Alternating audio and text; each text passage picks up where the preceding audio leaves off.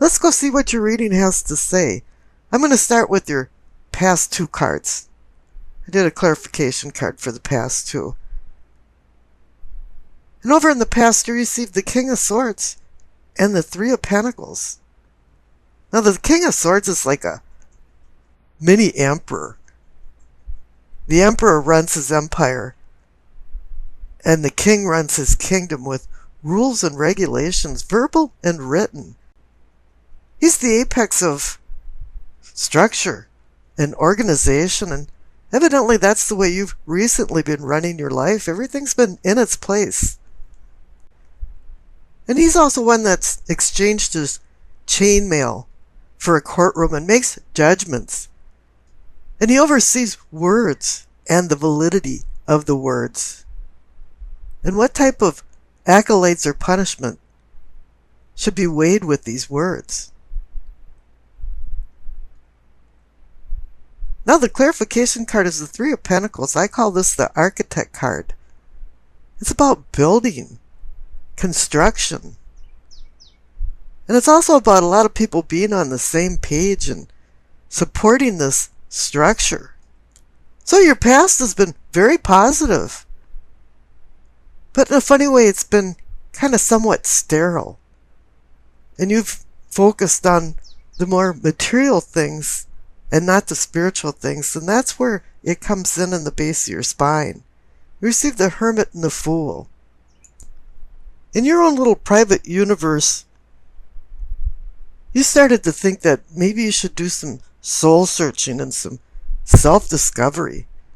Because that's what the Hermit is about. There's an ethereal aura that you felt was missing, and you wanted to find it. You desired to change your unconscious self. And what better to have a clarification card of the Fool? A journey of self-discovery and where your little mini-universe fits into the big picture. You're looking for enlightenment from the Hermit's lamp and guidance from his staff. Wisdom equals good judgment, and you've had good judgment on the earthly plane in your past. Now you want to have a new awakening, or a reawakening. Something that makes you feel alive again and feel the delight of life. And happy to be alive. You want to find your higher self and open it up like the blossom of a flower. Bring all the energy in. And wisdom is about good judgment. And as you see in the center for the heart of the matter, you see the Judgment card and the Hermit. But I'm getting ahead of myself. Let's go up to the upper cards above the Hermit and the Fool. And for your sacrum and your pelvic for awakening and arousing, you receive the Six of Cups and the World card. Now the Six of Cups is about memories, childhood memories. And not all of them are good. Sometimes we have our rose-colored glasses on and we idolize, and distort the past. And when we take our rose-colored glasses off, we find disappointment. So a lot of times you don't want to take these glasses off. But here for the clarification card of the World, it's saying that you're coming to an end of a cycle. You're in completion. All of a sudden, you're saying, yeah, I'm going to push this past aside. And just remember the good things. I am so done with the past you're thinking. And you learned a lot of harsh lessons.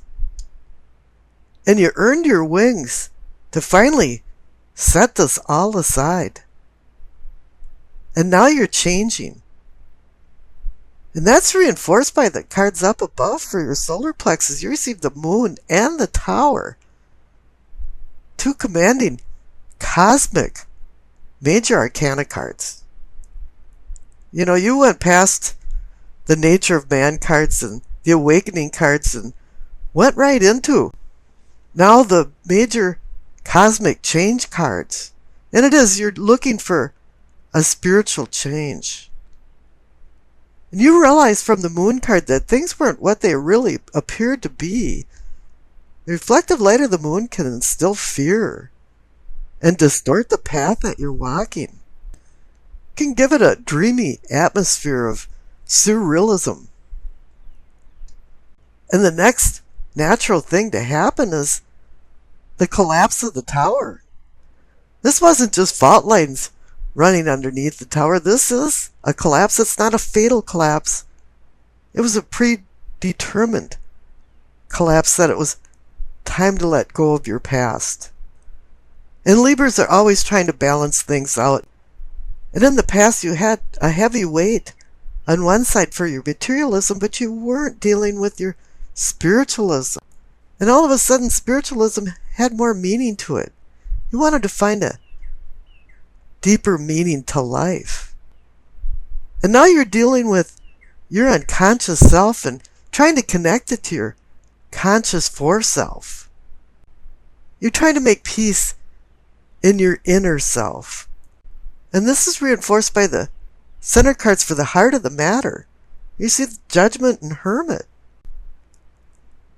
Now you could be judging somebody, but I believe you were more like judging yourself.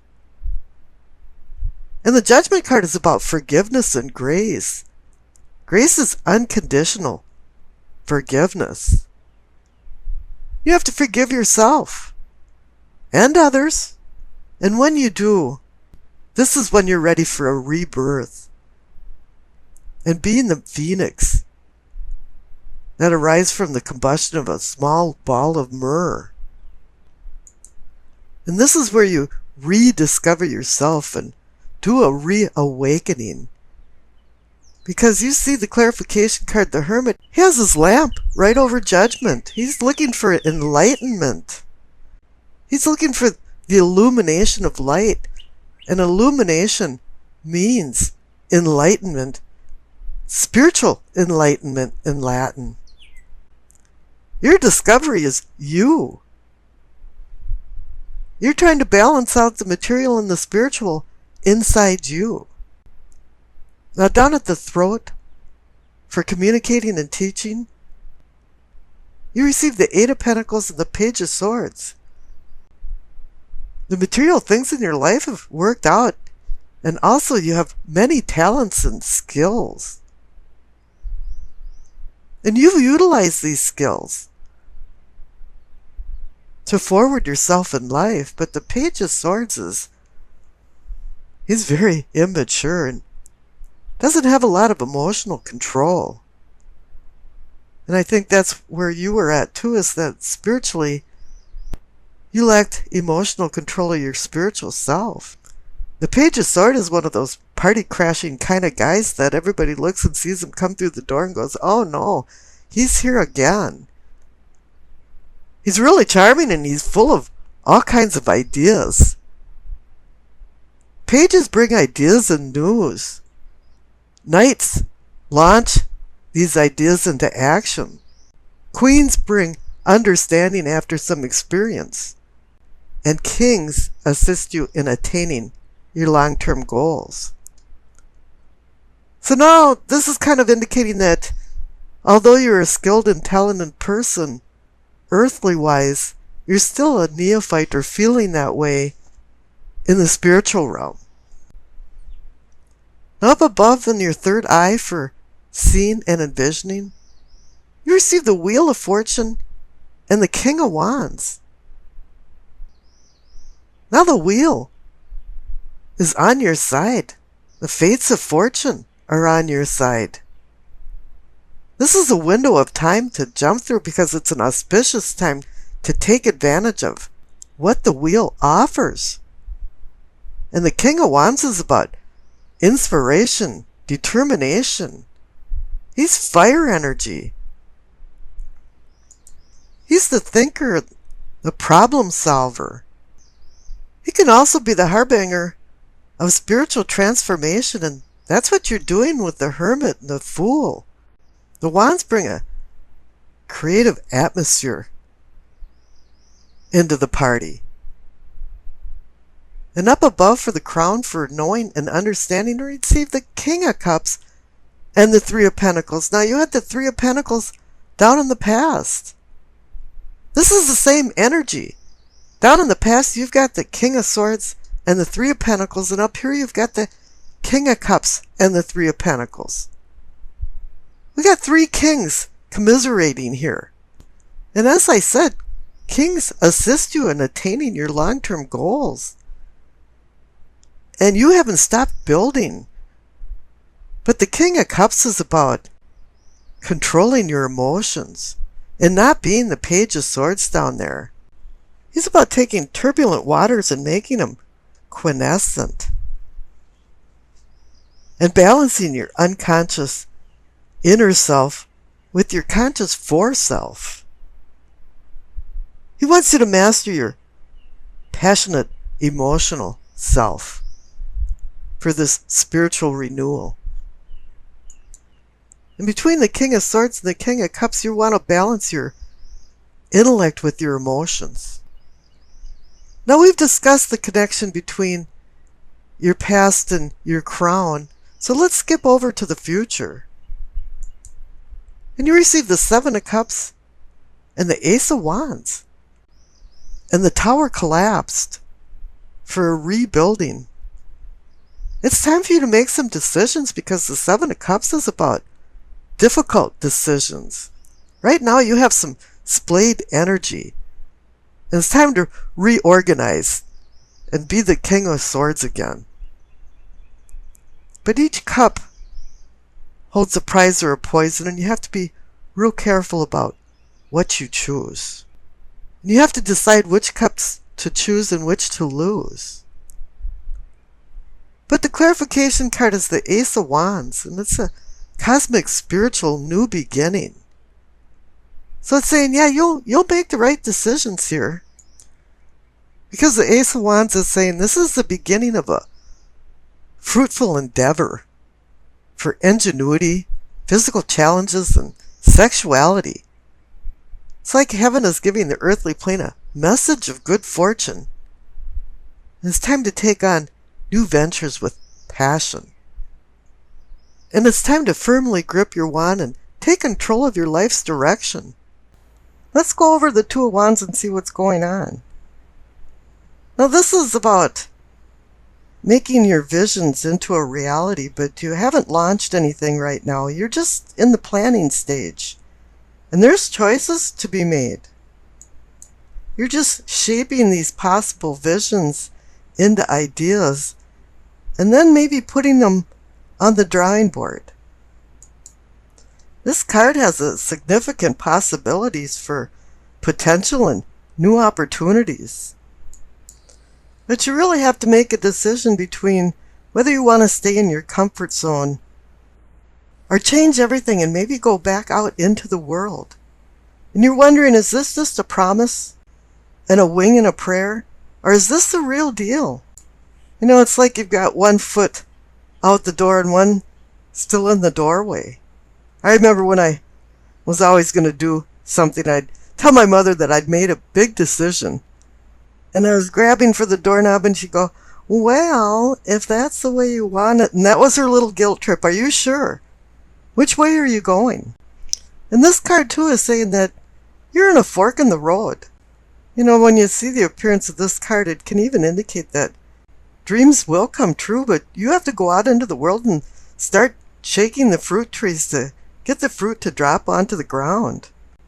And you know, all two cards indicate decision and planning, partnership, and balance. And this indicates a prosperous time for unions, friendships, and alliances. But now you have to prepare for the trip that you're going to be taking before you embark on any voyage. And this card can also say that there's going to be some kind of sudden departures or changes in venue that'll be associated with the choices that you make. Now the Nine of Cups is the wish card. It's about happiness and contentment. I always say curiosity killed the cat and satisfaction brought him back, because that indicates satisfaction and contentment. You know, you've worked hard and kept your eye on the prize and you achieved some of your goals. It's kind of like you're all dressed up and you got a place actually to go.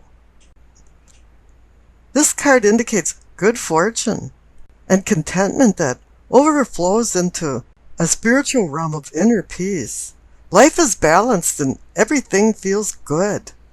This is a time to revel over the joy of life, the thrill of just being alive. You could be attending some social event of the season, and truly there is a lot of things going on in the Northern Hemisphere now that it's gone from spring to summer. There's a lot of graduations and weddings. So really it is time to start going out into the world. That's what the Two of Wands is saying too. Now the High Priestess is a little different than that because instead of the earthly, she's the cosmic. You know, she brings messages down from the cosmos to the earth. And it's really up to you to be vigilant enough to hear her subtle messages because they don't come real boldly. There's not a neon blinking sign going, go this direction. You know, it's really just through dreams and intuition and coincidences, premonitions, things that you really never connected the dots until hindsight, which is 2020, and all of a sudden you look back and says, all of these things were connected.